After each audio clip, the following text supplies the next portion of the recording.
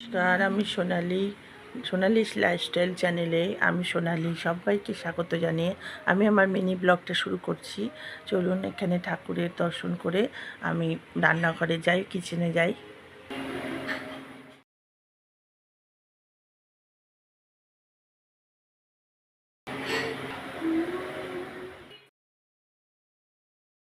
কিচেনে এসে গেছি। কিচেনে এসে এখন একটু আমরা খাবো, আমি আর আমার কৃষ্ণা।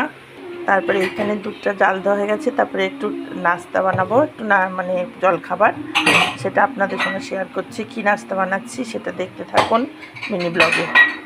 দেখেছি তো, এখন আমি চাটা করে নিই, তারপরে আমি ডালটা বসাবো, দুপুরে রান্নার ডাল বসাবো।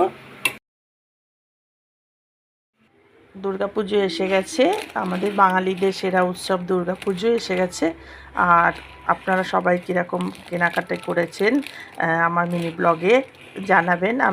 আমি তো ঠাকুরের জন্য এই শাড়িটা কিনেছি, অষ্টমীর দিন মাকে এটা দেব আমি। আর সিঁদুর আলতা দিয়ে এটা অষ্টমীর দিন মাকে ঠাকুরমশাইয়ের হাতে দেবো ওখানে। আর আমার নিজস্ব শাড়ি, এটা পরের ব্লগে আপনাদের সঙ্গে শেয়ার করব। এটা হচ্ছে ঠাকুরের শাড়ি। কেমন হয়েছে আপনারা কমেন্টে জানাবেন। এখানে আমি টিভিতে হচ্ছে ঠাকুরের গান চালিয়ে কাজ করছি। এখন পুজো এসে গেছে তো ঠাকুরের গান চালিয়ে, ঠাকুরের এইসব গানগুলো শুনতে খুব ভালো লাগছে। এই গানগুলো সকালবেলা চালিয়ে আমি কাজ বাজ করি। এখানে এখন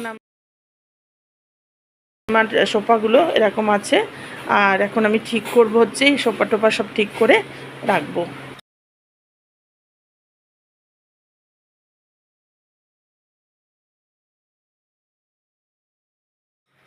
এখন আমি দুপুরের মুগ ডালটা একটু ভেজে বসিয়ে দিচ্ছি। এটা দুপুরের মুগ ডাল, দুপুরেরও রাত্রিরও রেখে দেবো, ফ্রিজে ঢুকিয়ে দেবো।